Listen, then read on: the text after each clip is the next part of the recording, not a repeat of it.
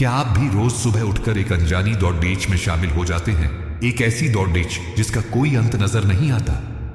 बाहर से सब ठीक दिखता है, लेकिन अंदर तनाव, चिंता और एक अजीब सा खालीपन घर कर गया है। हम सबके पास सुविधाएं तो बरछ गई हैं, लेकिन सुख गायब हो गया है। अगर आप भी इस आधुनिक चक्रव्यूह में फंसे हुए महसूस करते हैं तो ठहरिए, आज आपको इससे निकलने का रास्ता मिलने वाला है। जय श्री कृष्ण। प्रभु के उपदेश परिवार में आपका स्वागत है। आज हम एक नई यात्रा शुरू कर रहे हैं, एक ऐसी वीडियो सीरीज जो सीधे आपके और मेरे जीवन से जुड़ी है। इसका नाम है आज की समस्याएं, कृष्ण के समाधान। आज हम कुरुक्षेत्र के मैदान में नहीं, बल्कि अपने मन के युद्ध के मैदान में खड़ी ढे हैं। हमारी समस्याएं करियर का प्रेशर, रिश्तों का तनाव, भविष्य का डर हमें नई लग सकती हैं, लेकिन यकीन मानिए, इनका सटीक समाधान 4000 साल पहले ही योगेश्वर श्री कृष्ण ने दे दिया था। आज के पहले एपिसोड में हम अपनी सबसे बड़ी समस्या, मानसिक अशांति की जड़ीबूटियों को खोदेंगे और कृष्ण की रोशनी में उसका हल ढूंढेंगे। चलिए इस दिव्य ज्ञान को अपने जीवन में उतारते हैं। आज का इंसान बाहर से शांत और सफल दिख सकता है, पर उसके भीतर एक ज्वालामुखी धधक रहा है। हम हर पल कुछ खोने के डर या कुछ न पा सकने के दुख में जीते हैं। यह जो निरंतर मन में विचारों का शोर है, यही हमारे सारे दुखों की जड़ है। अर्जुन की तरह हम भी जीवन के बीचों बीच खड़े होकर विषाद में हैं, हाथ पैर फूल गए हैं।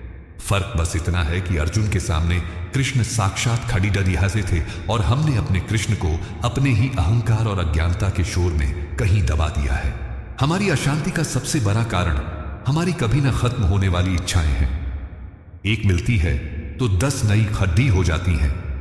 हम सोचते हैं कि बस यह मिल जाए तो शांति मिल जाएगी, पर वह शांति कभी नहीं आती।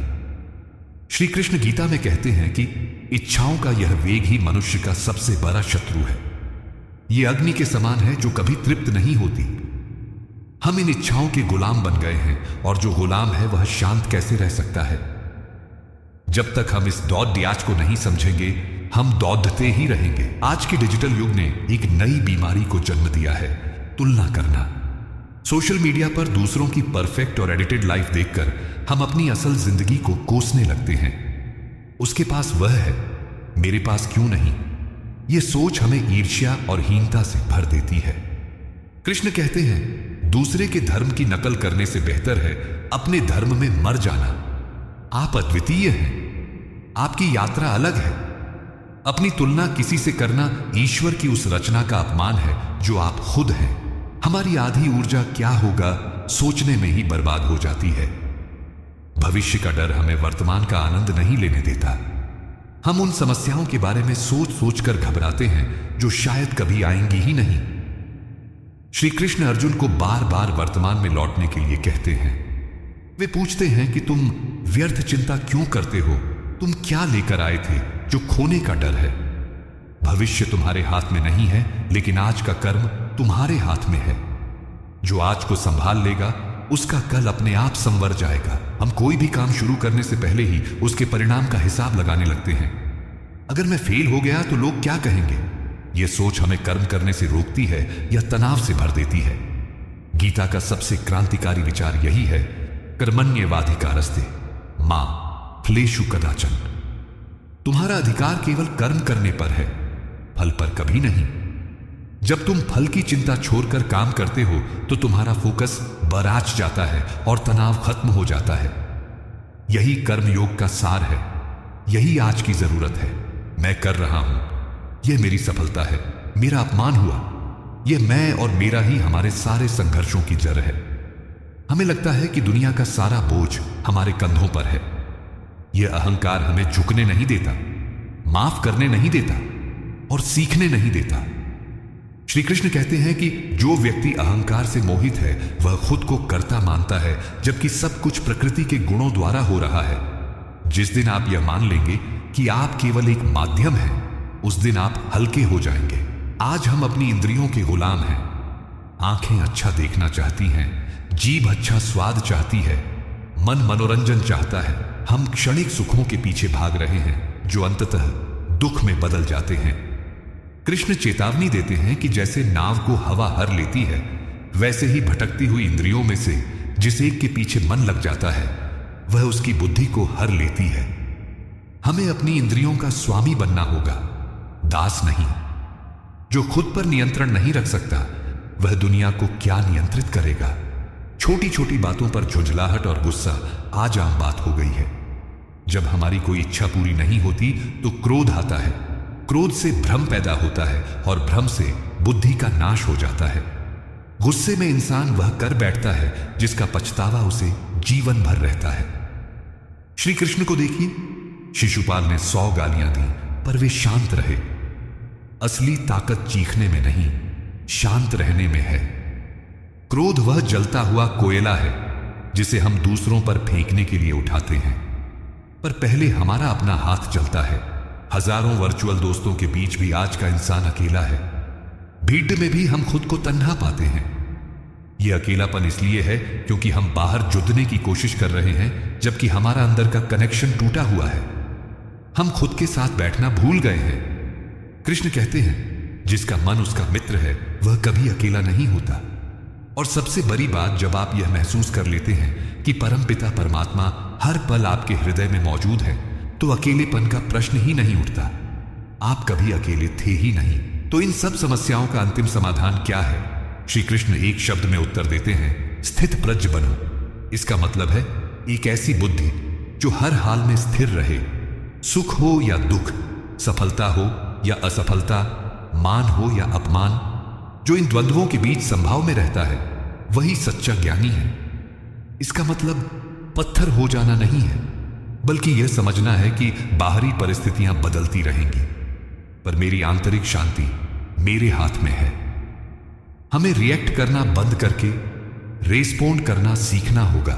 अर्जुन ने भी यही पूछा था कि यह मन तो हवा की तरह चंचल है, इसे काबू कैसे करें? कृष्ण ने 2 ही उपाय बताए, अभ्यास और वैराग्य। यह एक दिन में नहीं होगा। मन को बार बार गलत दिशा से खींचकर सही दिशा में लगाने का अभ्यास करना होगा।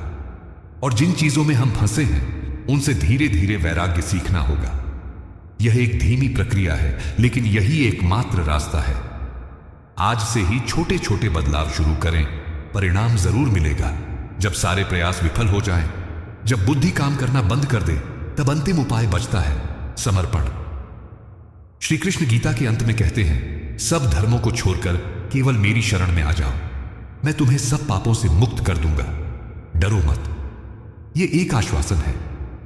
जब आप यह स्वीकार कर लेते हैं कि हे प्रभु, मैं अपनी समस्याओं से लड़ने में असमर्थ हूं, अब आप ही संभालें, तो आपकी लड़ाई कृष्ण की लड़ाई बन जाती है। समर्पण का अर्थ है पूर्ण विश्वास। आधे तनाव इसलिए हैं क्योंकि हम वह काम कर रहे हैं जो हमारे स्वभाव के अनुकूल नहीं है। हम दूसरों को खुश करने या सिर्फ पैसा कमाने के लिए गलत दौर में शामिल हैं। कृष्ण कहते हैं, स्वधर्म निधनम श्रेयः। अपने स्वभाव के अनुसार कर्म करते हुए मर जाना भी बेहतर है। अपनी प्रतिभा को पहचानें, यह जाने कि ईश्वर ने आपको किस कार्य के लिए भेजा है। जब आप अपना स्वधर्म निभाते हैं तो काम बोझ नहीं लगता, बल्कि पूजा बन जाता है और जीवन में एक सहज प्रवाह आ जाता है। हमारा सारा दुख इस गलतफहमी से है कि हम यह शरीर हैं, इसलिए हम शरीर के सुख दुख, बीमारी और मौत से डरते हैं। कृष्ण का सबसे पहला उपदेश यही था, तुम शरीर नहीं, अजर अमर आत्मा हो, जिसे शस्त्र काट नहीं सकते, आग जला नहीं सकती। जब आप इस सत्य को गहराई से समझ लेते हैं तो जीवन के छोटे मोटे दुख आपको विचलित नहीं कर पाते। आप एक अभिनेता की तरह अपना रोल निभाते हैं, यह जानते हुए कि यह नाटक है, सच नहीं। यह ज्ञान ही परम शक्ति है। हम या तो अतीत के पछतावे में जीते हैं या भविष्य की चिंता में। जीवन केवल वर्तमान में है। श्री कृष्ण हमेशा अब में जीने की सीख देते हैं। जब आप कुरुक्षेत्र के युद्ध के बीच भी गीता का ज्ञान दे सकते हैं, तो इसका मतलब है कि आप पूरी तरह वर्तमान में स्थित हैं। जो काम अभी आपके सामने है, उसे पूरे ध्यान और लगन से करें। न पिछले कल का बोझ उठाएं, न अगले कल का। आज का दिन ही आपका जीवन है, इसे व्यर्थ न जाने दें। स्वार्थ ही अशांति का जनक है। मेरे लिए क्या यह सोच हमें संकुचित करती है? जब हम अपनी सोच को मैं दूसरों के लिए क्या कर सकता हूं में बदल देते हैं तो जीवन का अर्थ बदल जाता है। कृष्ण कहते हैं, यज्ञ के बिना यह जीवन बंधन है। जब आप निस्वार्थ भाव से किसी की मदद करते हैं तो आपको जो खुशी मिलती है वह किसी भी भौतिक वस्तु से भरी होती है। सेवा भाव हमारे अहंकार को गला देता है और हमें विराट से जोड़ता है। तर्क और बुद्धि की एक सीमा है। जहां बुद्धि हार जाती है वहां श्रद्धा काम आती है। आज हम हर चीज पर शक करते हैं, यहां तक कि ईश्वर पर भी। कृष्ण कहते हैं, संशय आत्मा का विनाश कर देता है, जबकि श्रद्धावान व्यक्ति ही ज्ञान प्राप्त करता है। विश्वास रखें कि एक परम शक्ति है जो इस ब्रह्मांड को चला रही है और वह आपका बुरा नहीं चाहेगी। जब एक छोटा बच्चा हवा में उछाले जाने पर भी हंसता है क्योंकि उसे विश्वास है कि पिता उसे पकड़ लेंगे, वैसी ही श्रद्धा हमें रखनी होगी। दिन भर के शोर शराबे के बाद क्या आप खुद को कुछ पल का मौन देते हैं? हम 24 घंटे सूचनाओं से घिरे हैं जिससे मन थक चुका है। कृष्ण ने भी एकांत में ध्यान करने का महत्व बताया है। दिन में कम से कम 10-15 मिनट सब कुछ बंद करके सिर्फ अपने साथ बैठे, अपनी सांसों को देखें या प्रभु का नाम लें। यह मौन आपके मन को रिचार्ज करेगा और आपको वह स्पष्टता देगा जो शोर में खो गई थी। जैसा खाए अन्न वैसा बने मन। आज हम जो तामसिक और राजसिक भोजन कर रहे हैं वह भी हमारी बेचैनी का एक बड़ा कारण है। सात्विक आहार न केवल शरीर को स्वस्थ रखता है बल्कि मन को भी शांत करता है। कृष्ण कहते हैं कि युक्ताहार करने वाले का ही योग सिद्ध होता है। अपने भोजन पर ध्यान दें, उसे प्रसाद मानकर ग्रहण करें। शुद्ध आहार से विचार भी शुद्ध होंगे और जीवन में सात्विकता आएगी। हम हमेशा उन चीजों की लिस्ट बनाते हैं जो हमारे पास नहीं है। यही असंतोष का कारण है। कभी उन चीजों की लिस्ट बनाएं जो ईश्वर ने आपको बिना मांगे दी है। यह जीवन, यह सांसें, यह शरीर। शिकायतें छोड़कर धन्यवाद देना शुरू करें। श्री कृष्ण एक पत्ता, फूल, फल, पानी से भी प्रसन्न हो जाते हैं यदि वह भक्ति से दिया गया हो। जो मिला है उसके लिए कृतज्ञ रहें। आप पाएंगे कि आपका जीवन पहले से ही समृद्ध है। हम दूसरों की गलतियों का बोझ अपने दिल पर लेकर घूमते हैं। नफरत और बदले की भावना हमें ही जलाती है। कृष्ण ने अपने शत्रुओं को भी मुक्ति दी। क्षमा करना कमजोरी नहीं, बहुत बड़ी ताकत है। दूसरों के लिए नहीं, अपनी शांति के लिए माफ करना सीखें। जब आप किसी को माफ करते हैं तो आप उस पुरानी जंजीर को तोड़ देते हैं जो आपको दर्द से बांधे हुए थी। दिल को हल्का करें, तभी उसमें प्रभु का वास होगा। हम कंक्रीट के जंगलों में कैद होकर रह गए हैं। प्रकृति से हमारा नाता टूट गया है जो तनाव का एक अदृश्य कारण है। कृष्ण का पूरा जीवन प्रकृति, वृंदावन, यमुना, गोवर्धन के बीच बीता। समय निकालकर खुले आकाश के नीचे जाएं, पेड़ों को देखें, हवा को महसूस करें। प्रकृति में ईश्वर का विराट रूप झलकता है। यह जुड़ाव आपके कृत्रिम तनाव को सोख लेगा और आपको याद दिलाएगा कि आप इस विशाल ब्रह्मांड का एक छोटा सा प्यारा हिस्सा हैं। हम यहां हमेशा के लिए नहीं हैं। यह जीवन एक सराय है और हम यात्री। हम इस सच को भूलकर ऐसे जीते हैं जैसे हमें यहां सदा रहना है। मृत्यु का स्मरण हमें जीवन को सही परिप्रेक्ष्य में देखने में मदद करता है। जब यह याद रहता है कि एक दिन सब कुछ यहीं छोड़ जाना है तो छोटी मोटी चिंताओं और अहंकार का कोई मतलब नहीं रह जाता। कृष्ण कहते हैं, अंत समय में जो मेरा स्मरण करता है वह मुझे ही प्राप्त होता है। इसलिए इस जीवन को एक तैयारी माने। कलयुग में कठिन तपस्या या बड़े यज्ञ करना संभव नहीं है। इसलिए कृष्ण ने सबसे सरल मार्ग बताया है, भक्ति। बस उनसे प्रेम करो, उनसे रिश्ता जोड़ो, चाहे सखा का, पिता का या स्वामी का। जब आप उनसे प्रेम करते हैं तो उनके उपदेशों पर चलना बोझ नहीं लगता बल्कि आनंद बन जाता है। प्रेम में समर्पण आसान हो जाता है। अपनी दिनचर्या में थोड़ा समय नाम जप, कीर्तन या उनकी लीलाओं को सुनने में लगाएं। यह प्रेम ही आपको भवसागर से पार लगाएगा। अकेले चलना मुश्किल है।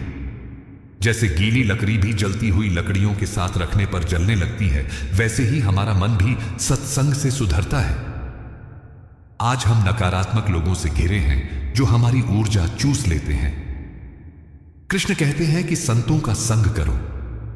ऐसे लोगों के बीच रहो जो सकारात्मक बातें करते हैं और ईश्वर में विश्वास रखते हैं। अच्छी संगत एक सुरक्षा कवच का काम करती है जो हमें गलत विचारों से बचाती है। अपने आसपास का माहौल बदलो, मन अपने आप बदलने लगेगा। तनाव का एक बड़ा कारण शारीरिक असंतुलन भी है। हम काम के पीछे पागल होकर नींद और आराम को भूल गए हैं। कृष्ण गीता में कहते हैं कि युक्ताहार विहारस्य, यानी जिसका भोजन और विहार संतुलित हो उसी का योग सिद्ध होता है। एक थका हुआ शरीर कभी शांत मन नहीं रख सकता। अपने शरीर को मंदिर समझो और इसकी देखभाल करो। पर्याप्त नींद लो और समय पर विश्राम करो। यह कोई विलासिता नहीं बल्कि मानसिक शांति के लिए अनिवार्य आवश्यकता है। हमारे आधे तनाव दूसरों के व्यवहार के कारण होते हैं। उसने ऐसा क्यों कहा, उसने मेरे साथ बुरा क्यों किया। श्री कृष्ण एक ऊंची दृष्टि देते हैं। वे कहते हैं कि ज्ञानी पुरुष सब में एक ही परमात्मा को देखता है। जब आप सामने वाले में भी ईश्वर का अंश देखने लगते हैं तो नफरत और गुस्से की जगह करुणा ले लेती है। आप समझ जाते हैं कि यह व्यक्ति तो सिर्फ एक माध्यम है। यह समदृष्टि आते ही मन के सारे द्वंद्व समाप्त हो जाते हैं और परम शांति मिलती है। हमारा मन एक साथ 10 दिशाओं में भाग रहा है। इसे मल्टीटास्किंग कहते हैं, पर असल में यह मन का बिखराव है। इससे ऊर्जा नष्ट होती है और तनाव बढ़ता है। अर्जुन की तरह चिद्दिया की आंख पर फोकस करना सीखो। श्री कृष्ण कहते हैं कि व्यवसायत्मिका बुद्धि एक ही होती है। एक समय में एक काम करो और उसे पूरी तन्मयता से करो। जब आप वर्तमान कार्य में पूरी तरह डूब जाते हैं तो मन इधर उधर भटकना बंद कर देता है और एक गहरी शांति का अनुभव होता है। आजकल रिश्ते उपयोगिता पर आधारित हो गए हैं। जब तक सामने वाले से कोई फायदा है तब तक रिश्ता है। जिस दिन मतलब खत्म, रिश्ता खत्म। हम प्रेम नहीं व्यापार कर रहे हैं। श्री कृष्ण ने पहले ही आगाह किया था कि कलयुग में संबंध केवल शारीरिक आकर्षण या आर्थिक स्वार्थ तक सीमित रह जाएंगे। जब हम इस कड़वे सच को स्वीकार नहीं करते और हर किसी में सच्चा प्रेम ढूंढते हैं तो हमें धोखा मिलता है। रिश्तों की इस नश्वरता को समझना ही पहला कदम है। हमारे 99% दुखों का कारण हमारी अपनी उम्मीदें हैं। हम दूसरों से यह उम्मीद करते हैं कि वे हमें कभी दुख नहीं देंगे, हमेशा हमारा साथ देंगे। लेकिन हम भूल जाते हैं कि वे भी हार मांस के इंसान हैं जिनमें कमियां हैं। श्री कृष्ण कहते हैं, जब आप किसी नश्वर इंसान को अपना सब कुछ मान लेते हैं और उससे वह सुख चाहते हैं जो केवल ईश्वर दे सकता है तो निराशा हाथ लगेगी ही। अपेक्षाएं ही उपेक्षा का कारण बनती हैं। दूसरों से नहीं, खुद से और ईश्वर से उम्मीद रखें। हम जिसे प्यार कहते हैं वह अक्सर मोह होता है। मोह का मतलब है सामने वाले को बांधना, उस पर अधिकार जमाना। तुम सिर्फ मेरे हो, यह मोह है। प्रेम का मतलब है मुक्ति देना। श्री कृष्ण का प्रेम देखिए, उन्होंने राधा को गोपियों को कभी बांधा नहीं। सच्चा प्रेम मांगता नहीं, सिर्फ देता है। मोह में जब सामने वाला हमारी बात नहीं मानता तो हमें गुस्सा आता है, लेकिन प्रेम में हम उसकी खुशी में खुश रहते हैं। अपने रिश्ते को परखें, वह मोह है या प्रेम। जीवन का सबसे गहरा दर्द तब मिलता है जब वह इंसान पीठ में छुरा घोंपता है जिसे हमने अपना ढाल समझा था। महाभारत में द्रौपदी का चीरहरण इसका सबसे बड़ा उदाहरण है। भरी सभा में उनके अपने पति भीष्म पितामह जैसे ज्ञानी और गुरु द्रोण सब चुपचाप तमाशा देखते रहे। जब अपनों ने मुंह फेर लिया तब द्रौपदी ने दोनों हाथ उठाकर केवल कृष्ण को पुकारा। सीख यह है कि संकट के समय संसार के सारे सहारे टूट सकते हैं, केवल एक ईश्वर का सहारा ही अंतिम सत्य है। आज हमारे फोन में हजारों कॉन्टैक्ट्स हैं, सोशल मीडिया पर लाखों दोस्त हैं, फिर भी इंसान अंदर से बिल्कुल अकेला है। हम अपनी भावनाओं को साझा करने के लिए तरसते हैं। यह अकेलापन इसलिए है क्योंकि हमने बाहरी दुनिया से जुड़ने के चक्कर में खुद से रिश्ता तोड़ लिया है। हम दूसरों की वैलिडेशन के भूखे हैं। जब तक आप अपनी कंपनी एंजॉय करना नहीं सीखेंगे तब तक आप भीड़ में भी अकेले रहेंगे। खालीपन बाहर नहीं, भीतर है।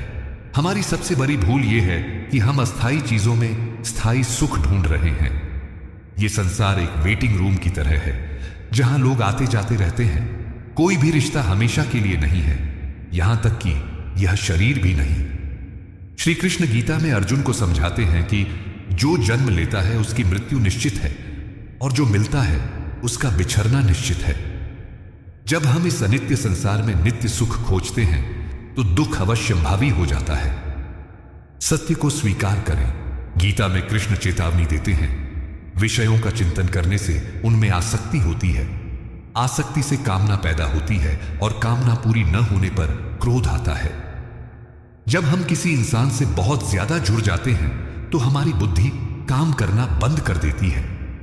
हम उसकी गलतियों को भी नजरअंदाज करते हैं और जब वह हमें छोड़ता है तो हम खुद को बर्बाद कर लेते हैं।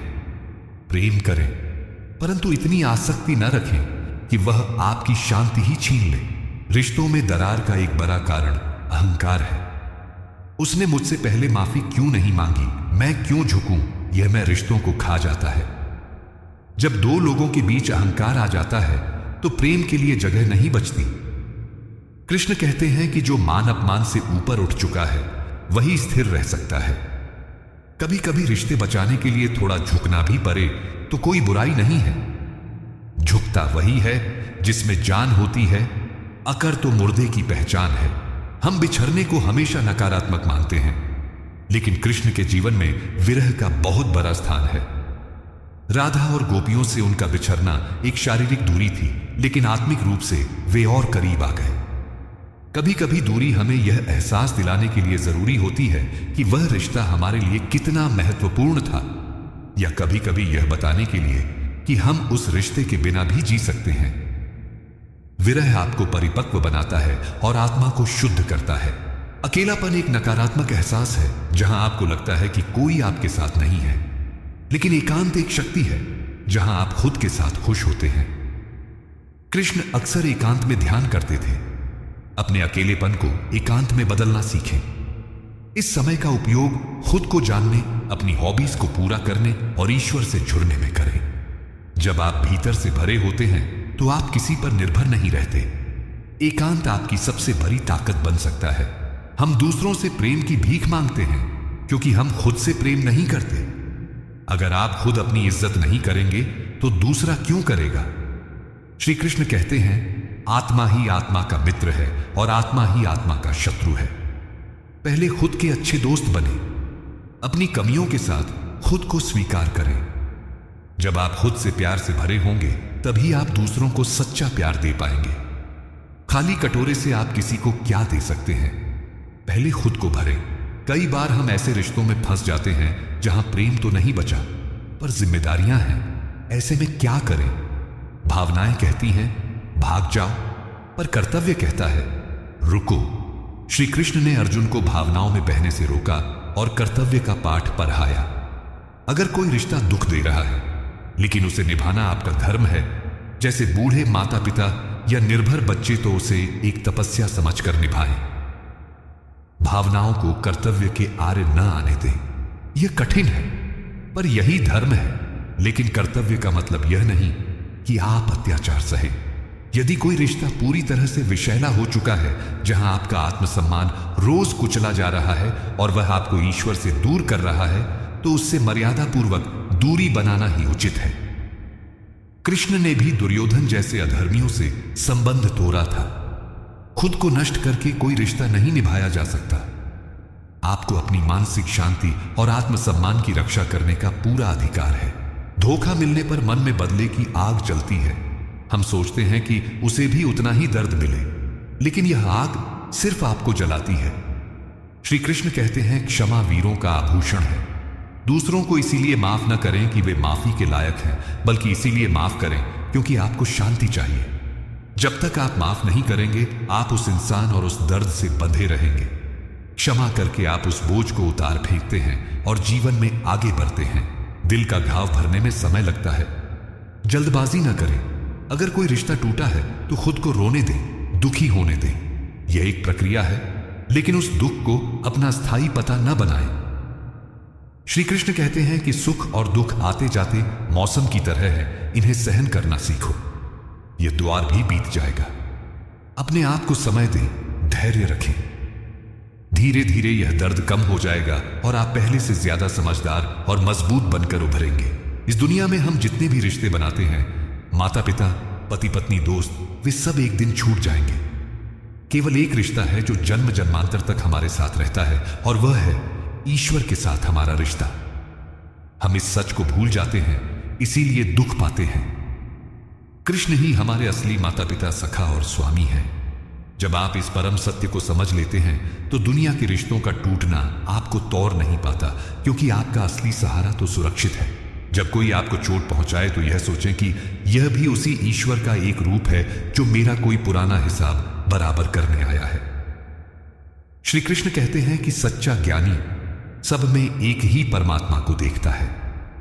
जब आप सामने वाले में भी ईश्वर का अंश देखने लगते हैं तो नफरत करना मुश्किल हो जाता है। आप यह समझ जाते हैं कि वह व्यक्ति केवल एक माध्यम है, करने वाला कोई और है। यह दृष्टि आ जाने पर सारे गिले शिकवे खत्म हो जाते हैं। तो क्या हम रिश्तों से भाग जाए? नहीं। कृष्ण कहते हैं संसार में रहो, पर ऐसे जैसे कमल पानी में रहता है, पानी में रहकर भी उससे अछूता। इसे अनासक्ति योग कहते हैं। प्रेम पूरा करो, सेवा पूरी करो, अपना कर्तव्य निभाओ, लेकिन परिणाम से या उस व्यक्ति से चिपको मत। यह मानकर चलो कि यह सब ईश्वर का दिया हुआ है और एक दिन वापस ले लिया जाएगा। जब आप ट्रस्टी की तरह रिश्ते निभाते हैं, मालिक की तरह नहीं, तो दुख नहीं होता। किसी के आगे प्यार के लिए गिड़गिड़ाना बंद करो। आप एक दिव्य आत्मा हैं, कोई भिखारी नहीं।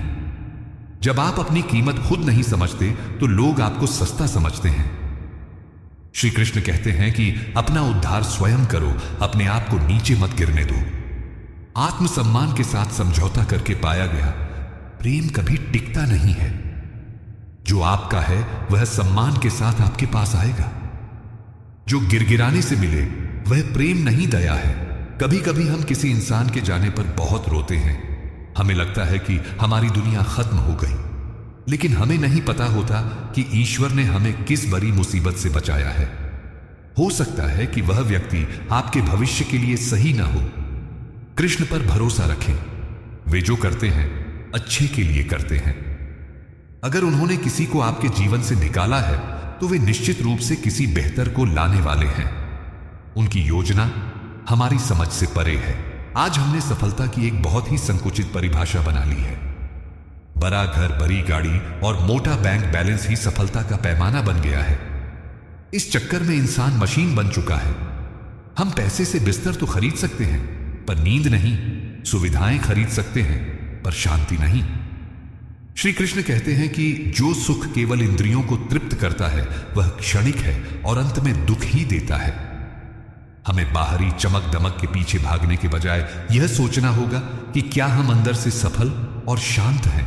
करियर के तनाव का सबसे बड़ा कारण है परिणाम की चिंता। हम काम शुरू करने से पहले ही सोचने लगते हैं कि अगर फेल हो गए तो लोग क्या कहेंगे या कितना पैकेज मिलेगा। गीता का सबसे बड़ा मंत्र है कर्मण्येवाधिकारस्ते मा फलेषु कदाचन। इसका मतलब यह नहीं है कि फल मिलेगा ही नहीं। इसका मतलब है कि तुम्हारा नियंत्रण सिर्फ अपनी मेहनत पर है, रिजल्ट पर नहीं। जब तुम रिजल्ट का बोझ दिमाग से उतार कर काम करते हो तो तुम्हारी कार्यक्षमता 100 गुना बढ़ जाती है। यही तनाव मुक्त सफलता का राज है। आज ज्यादातर युवा तनाव में इसलिए हैं क्योंकि वे वह काम कर रहे हैं जो उनके स्वभाव के अनुकूल नहीं है। सिर्फ इसलिए कि पड़ोसी का बेटा इंजीनियर बना है, हमें भी वही बनना है। यह भेदा चाल हमें औसत दर्जे का बना देती है। श्री कृष्ण कहते हैं कि दूसरे के धर्म का नकल करने से बेहतर है अपने धर्म में मर जाना। अपना स्वधर्म पहचाने, वह काम खोजें जिसके लिए आप बने हैं। जब आप अपनी स्वाभाविक प्रतिभा के अनुसार काम करते हैं तो वह काम बोझ नहीं बल्कि पूजा बन जाता है। करियर में दुख का सबसे बड़ा कारण है दूसरों से अपनी तुलना करना। सोशल मीडिया पर दूसरों की सफलता देखकर हम खुद को हीन समझने लगते हैं। हमें लगता है कि हम पीछे रह गए। याद रखें कि हर किसी की जीवन यात्रा अलग है। सूर्य और चंद्रमा दोनों चमकते हैं, लेकिन अपने अपने समय पर। अपनी तुलना किसी और से करना अपनी प्रतिभा का अपमान है। आप अद्वितीय हैं। अपनी तरक्की पर ध्यान देना कि दूसरे की थाली में झांके। ईर्ष्या आपकी ऊर्जा को नष्ट कर देती है। बहुत से लोग फेल होने के डर से कोई नया कदम ही नहीं उठाते। कुरुक्षेत्र में अर्जुन भी युद्ध के परिणाम से डरकर हथियार डाल रहे थे। तब कृष्ण ने उन्हें समझाया कि हार और जीत जीवन के दो पहलू हैं। महान वह नहीं है जो कभी गिरा नहीं, बल्कि महान वह है जो गिरकर फिर से उठ खड़ीदी दोहा हुआ। असफलता अंत नहीं है, बल्कि यह सीखने का एक अवसर है कि अगली बार और बेहतर कैसे किया जाए। डर को अपने सपनों पर हावी मत होने दो। साहस ही सफलता की पहली सीढ़ी है। हम बाहरी दुनिया को बदलने में पूरी ऊर्जा लगा देते हैं, लेकिन खुद को बदलने पर ध्यान नहीं देते। श्री कृष्ण कहते हैं कि असली युद्ध बाहर नहीं, बल्कि हमारे मन के भीतर चल रहा है। यह धर्म और अधर्म की लड़ाई हमारे विचारों में रोज होती है। काम, क्रोध, लोभ, मोह, मद और मत्सर, ये 6 हमारे सबसे बड़े आंतरिक शत्रु हैं। आज हम इनमें से 3 सबसे विनाशकारी शत्रुओं क्रोध, अहंकार और जलन पर ध्यान केंद्रित करेंगे, जो आज के इंसान को सबसे ज्यादा परेशान कर रहे हैं। इन्हें हराए बिना बाहरी जीत का कोई मतलब नहीं। श्रीमद् भगवत गीता में भगवान श्री कृष्ण ने बहुत स्पष्ट शब्दों में चेतावनी दी है। वे कहते हैं कि काम, क्रोध और लोभ, यह तीनों नरक के द्वार हैं और आत्मा का नाश करने वाले हैं। इसलिए इन तीनों को त्याग देना चाहिए। आज के संदर्भ में देखें तो जब हमारी इच्छाएं पूरी नहीं होती तो क्रोध आता है, जब इच्छाएं पूरी हो जाती हैं तो अहंकार आता है, और जब दूसरे की इच्छाएं पूरी होती हैं तो जलन होती है। हम इसी चक्रव्यूह में फंसे हुए हैं और यही हमारे जीवन का नरक बन गया है। क्रोध वह माचिस की तीली है जो दूसरों को जलाने से पहले खुद जलती है। हम सोचते हैं कि गुस्सा करके हम सामने वाले को कंट्रोल कर रहे हैं, लेकिन असल में हम अपना आपा खो रहे हैं। गीता में कृष्ण कहते हैं कि क्रोध से सम्मोह यानी मूढ़ता पैदा होती है। जब इंसान गुस्से में होता है तो उसकी सोचने समझने की शक्ति खत्म हो जाती है। वह अपने विवेक को खो देता है, और जब विवेक नष्ट हो जाता है तो मनुष्य का पतन निश्चित है। एक पल का गुस्सा जिंदगी भर का पछतावा बन सकता है। जब कोई आपको उकसाए या परिस्थितियां विपरीत हों तो तुरंत प्रतिक्रिया देना सबसे बड़ी गलती है। गुस्से के क्षण में लिया गया हर निर्णय गलत होता है। श्री कृष्ण का जीवन देखें तो उन्होंने शिशुपाल की 100 गालियां सुनने के बाद भी धैर्य रखा। गुस्से का सबसे बड़ा इलाज है मौन। जब क्रोध का वेग आए तो कुछ देर के लिए चुप हो जाएं या उस जगह से हट जाएं। यह छोटा सा अंतराल आपके विवेक को वापस लौटने का समय दे देगा और आप बड़ी गलती करने से बच जाएंगे। दूसरा सबसे बड़ा शत्रु हमारा अहंकार है। यह वह झूठा भ्रम है कि मैं ही सब कुछ कर रहा हूं, मैं ही महत्वपूर्ण हूं। जब हमें थोड़ी सफलता या पद मिल जाता है तो यह मैं का रोग हमें लग जाता है। हमें लगता है कि दुनिया हमारे बिना नहीं चल सकती। यह अहंकार हमें दूसरों से अलग कर देता है। हम झुकना भूल जाते हैं, सीखना भूल जाते हैं और माफ करना भूल जाते हैं। अहंकारी व्यक्ति एक बंद कमरे की तरह है जिसमें ज्ञान की ताजी हवा नहीं आ सकती। तीसरा शत्रु जलन या ईर्ष्या है। यह एक ऐसी मानसिक बीमारी है जिसमें इंसान अपने दुख से नहीं बल्कि दूसरों के सुख से दुखी होता है। आज सोशल मीडिया ने इस आग में घी डालने का काम किया है। हम दूसरों की एडिटेड और परफेक्ट लाइफ देखकर अपनी असल जिंदगी को कोसने लगते हैं। हमें लगता है कि उसके पास वह सब क्यों है जो मेरे पास नहीं है। जलन तेजाब की तरह है, जिस बर्तन में रखी जाती है सबसे पहले उसी को गलाती है। जलने वाला व्यक्ति कभी खुश नहीं रह सकता। अहंकार को मारने का सबसे कारगर हथियार विनम्रता है। विद्या ददाति विनयम, यानी सच्चा ज्ञान विनम्रता देता है। जितना आप जानेंगे उतना ही आपको एहसास होगा कि आप कितना कम जानते हैं। अहंकारी व्यक्ति तनकर खड़ी डिढ़ा रहता है और तूफान में टूट जाता है, जबकि विनम्र व्यक्ति घास की तरह झुक जाता है और बच जाता है। अपनी उपलब्धियों का श्रेय दूसरों को देना सीखें। झुकना कमजोरी नहीं बल्कि मजबूती की निशानी है। जो झुक सकता है वही पूरी दुनिया को झुका सकता है। हमारी सबसे बड़ी भूल यह है कि हम शांति को बाहर दुनिया में ढूंढ रहे हैं। हमें लगता है कि जब बैंक में इतना पैसा हो जाएगा या जब वह इंसान मिल जाएगा तब शांति मिलेगी। लेकिन श्री कृष्ण कहते हैं कि बाहरी परिस्थितियां कभी स्थायी नहीं होती। संसार का स्वभाव ही है बदलना। अशांत संसार में शांति ढूंढना रेगिस्तान में पानी ढूंढने जैसा है। शांति कोई वस्तु नहीं है जो बाजार में मिले। यह आपके अंतरात्मा का स्वभाव है, जिसे आपने इच्छाओं के शोर में दबा दिया है। यह मन हवा की तरह चंचल है। यह एक पल भी टिकता नहीं है। कभी भूतकाल के पछतावे में तो कभी भविष्य की चिंताओं में भटकता रहता है। अर्जुन ने भी गीता में यही समस्या रखी थी कि हे कृष्ण, इस चंचल मन को काबू करना हवा को मुट्ठी में पकड़ने जैसा कठिन है। श्री कृष्ण ने यह स्वीकार किया कि यह कठिन जरूर है, लेकिन असंभव नहीं। इसे अभ्यास और वैराग्य के द्वारा वश में किया जा सकता है। मन को बार बार विषयों से हटाकर ईश्वर में लगाने का नाम ही अभ्यास है। हम कलयुग में जी रहे हैं। शास्त्रों के अनुसार इस युग में मनुष्य की आयु कम है, बुद्धि मंद है और वातावरण संघर्षपूर्ण है। चारों तरफ नकारात्मकता का शोर है। ऐसे में सतयुग या त्रेता युग जैसी कठोर तपस्या या जटिल यज्ञ करना संभव नहीं है। अगर हम कठिन रास्ते पर चलेंगे तो बीच में ही हार मान लेंगे और निराशा हाथ लगेगी। हमें अपनी सीमाओं को स्वीकार करना होगा और उस रास्ते को चुनना होगा जो इस युग के अनुकूल हो। श्री कृष्ण बहुत दयालु हैं। वे हमारी कलयुगी मजबूरियों को जानते हैं, इसलिए उन्होंने इस युग के लिए सबसे सरल और प्रभावशाली मार्ग दिया है, और वह है भक्ति मार्ग। भगवान कहते हैं कि जो अनन्य भाव से मेरा चिंतन करते हैं उनका योगक्षेम मैं वहन करता हूं। भक्ति का मतलब है ईश्वर से प्रेम करना। इसमें कठोर नियमों की नहीं बल्कि सच्चे भाव की जरूरत होती है।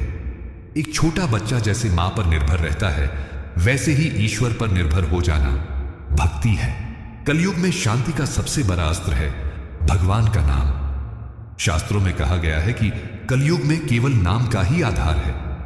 हरे कृष्ण महामंत्र हो या आपके इष्ट का कोई भी नाम, इसमें अद्भुत शक्ति है। जब हम नाम जप करते हैं तो यह हमारे मन के दर्पण पर जमी धूल को साफ कर देता है। यह एक साबुन की तरह है जो अवचेतन मन की गंदगी को धो डालता है। निरंतर नाम जप करने से मन के विचार शांत होने लगते हैं और एक अलौकिक आनंद का अनुभव होता है। शांति का सबसे सीधा रास्ता है समर्पण या शरणागति। इसका मतलब है कि अपनी सारी चिंताओं, अपने भविष्य और अपनी रक्षा का भार श्री कृष्ण के चरणों में सौंप देना। जब हम सोचते हैं कि सब कुछ मुझे ही करना है तो तनाव होता है, लेकिन जब हम मान लेते हैं कि मैं तो सिर्फ एक निमित्त हूं, करने वाला कोई और है, तो सारा बोझ उतर जाता है। जैसे ट्रेन में बैठा यात्री अपना सामान सिर पर नहीं रखता, वैसे ही जीवन रूपी ट्रेन में अपना बोझ ईश्वर पर रख दो। तर्क से शांति नहीं मिलती, शांति विश्वास से मिलती है। यह विश्वास की एक परम शक्ति है जो मेरा कभी बुरा नहीं होने देगी। जैसे हवा दिखाई नहीं देती पर हम महसूस करते हैं, वैसे ही ईश्वर दिखाई ना दें पर उनका सहारा महसूस किया जा सकता है। जब एक छोटा बच्चा हवा में उछाले जाने पर हंसता है क्योंकि उसे विश्वास है कि उसका पिता उसे पकड़ डी दहेज लेगा, वैसी ही श्रद्धा हमें रखनी होगी। संशय आत्मा का विनाश करता है जबकि श्रद्धा शांति देती है। अकेले भक्ति करना मुश्किल है क्योंकि दुनिया की हवा बहुत तेज है, इसलिए सत्संग बहुत जरूरी है। ऐसे लोगों का संग करें जो ईश्वर में विश्वास रखते हों और सकारात्मक बातें करते हों। संतों की वाणी और भक्तों का संग हमारे डगमगाते विश्वास को सहारा देता है। जैसे जलती हुई लकड़ी से अलग होकर कोयला बुझ जाता है, वैसे ही सत्संग से दूर होकर हमारी भक्ति ठंडी पड़ जाती है। अच्छी किताबें पढ़ें और अच्छे प्रवचन सुनें। मन की शांति एक दिन में नहीं मिलती। यह एक पौधा है जिसे रोज भक्ति के जल से सींचना पड़ता है। कई बार ऐसा लगेगा कि कोई फायदा नहीं हो रहा, मन फिर से अशांत हो जाएगा, लेकिन घबराएं नहीं, धैर्य रखें। पुरानी आदतें जाने में समय लगता है। अपनी साधना को छोड़ दे नहीं, चाहे मन लगे या ना लगे। नियम से थोड़ी देर ही सही पर रोज बैठे। यह निरंतरता ही अंत में परिणाम लाएगी। हमारे प्रयास जरूरी हैं, लेकिन वे सीमित हैं। अंतिम शांति केवल हमारे प्रयासों से नहीं बल्कि ईश्वर की कृपा से मिलती है। भक्ति हमारे अंदर वह पात्रता पैदा करती है जिससे हम उस कृपा को ग्रहण कर सकें। हमें बस अपनी झोली फैलाकर खड़े रहना है। जब उनकी कृपा की एक बूंद भी गिरती है तो जन्मों जन्मों की तपन शांत हो जाती है। प्रयास हमारा काम है और कृपा उनका उपहार है। शांति का सबसे बड़ा दुश्मन डर है, भविष्य का डर, मौत का डर। लेकिन जब आप भक्ति के मार्ग पर चलते हैं तो भगवान आपको अभय दान देते हैं। गीता में कृष्ण अर्जुन को विश्वास दिलाते हैं कि मेरे भक्त का कभी विनाश नहीं होता। जब यह भरोसा पक्का हो जाता है कि सर्वशक्तिमान मेरे साथ है, तो फिर डर किस बात का। यह निर्भयता ही परम शांति है। भक्ति हमें वर्तमान में जीना सिखाती है, क्योंकि ईश्वर सिर्फ वर्तमान में है। भूतकाल एक याद है और भविष्य एक कल्पना। जब हम नाम जप करते हैं तो हमारा मन अतीत और भविष्य से कटकर वर्तमान क्षण में आ जाता है। यही वह क्षण है जहां शांति मौजूद है। हर सांस के साथ ईश्वर का स्मरण हमें अभी में स्थिर रखता है। इस अशांत संसार में मन की स्थायी शांति का केवल एक ही उपाय है, श्री कृष्ण के चरण कमल। यह दुनिया दुखों का घर है, यहां स्थायी सुख ढूंढना व्यर्थ है। अपनी बुद्धि को ज्यादा न दौड़ाएं और सरल विश्वास के साथ भक्ति के मार्ग पर चल पड़ें। जब आप एक कदम बढ़ाएंगे तो वे 10 कदम बढ़ाएंगे। अपनी जीवन नया की पतवार उस समर्थ माझी के हाथ में सौंप दें और निश्चिंत हो जाएं। यही परम शांति का रहस्य है। आज की यह महायात्रा एक अद्भुत अनुभव रही। हमने 75 अध्यायों के माध्यम से कलयुग की हर बड़ी समस्या का सामना किया। हमने देखा कि कैसे हमारा मन तनाव और इच्छाओं का कुरुक्षेत्र बन गया है। हमने रिश्तों के खोखलेपन और अकेलेपन के दर्द को समझा। हमने सफलता की अंधी दौड़ और पैसे के लालच के खतरों को पहचाना। हमने अपने भीतर छिपे सबसे खतरनाक दुश्मनों गुस्सा, अहंकार और जलन का मुखौटा उतारा। लेकिन श्री कृष्ण ने हमें निराशा में नहीं छोड़ा। उन्होंने हमें हर समस्या का अचूक और व्यावहारिक समाधान दिया। उन्होंने हमें कर्मयोग सिखाया ताकि हम फल की चिंता किए बिना अपना सर्वश्रेष्ठ दे सकें। उन्होंने हमें अनासक्ति सिखाई ताकि हम रिश्तों में दुख न पाए। उन्होंने हमें विनम्रता और मौन की शक्ति बताई ताकि हम अपने आंतरिक शत्रुओं को हरा सकें। और अंत में उन्होंने हमें कलयुग का सबसे बड़ा उपहार दिया, भक्ति का सरल मार्ग। उन्होंने हमें विश्वास दिलाया कि नाम जप और शरणागति से हम इस शोर भरे संसार में भी परम शांति पा सकते हैं। यह 75 अध्यायों का सार केवल एक ही है। समस्याएं अनेक हैं, पर समाधान एक है, श्री कृष्ण की शरण। अगर आप इस वीडियो के अंत तक पहुंचे हैं तो इसका मतलब है कि आप सच में अपने जीवन को बदलना चाहते हैं। मैं आपके धैर्य और समर्पण को नमन करता हूं। यह यात्रा आसान नहीं थी, पर आपने इसे पूरा किया। यह वीडियो सिर्फ जानकारी नहीं है, यह एक जीवन दर्शन है। मेरी आपसे विनती है कि इसे सिर्फ सुनकर भूल ना जाएं। इनमें से अगर एक भी बात आपने अपने जीवन में उतार ली तो आपका जीवन बदल जाएगा। अगर इस महावीडियो ने आपके हृदय को छुआ है, आपको एक नई दिशा दी है, तो कृपया इसे लाइक करके हमारा उत्साह बढ़ाएं। यह वीडियो बनाने में बहुत मेहनत लगी है और आपका एक लाइक हमारे लिए बहुत मायने रखता है। इस वीडियो को अपने परिवार, दोस्तों और हर उस व्यक्ति के साथ शेयर करें जिसे आप जीवन में शांत और सफल देखना चाहते हैं। ज्ञान बांटने से बढ़ता है। ऐसे ही और गहरे आध्यात्मिक और प्रेरणादायक वीडियो देखने के लिए हमारे चैनल प्रभु के उपदेश को अभी सब्सक्राइब करें। बेल आइकन दबाना न भूलें ताकि हमारा अगला वीडियो आपसे मिस न हो। अपने विचार, अनुभव और प्रश्न कमेंट में जरूर लिखें।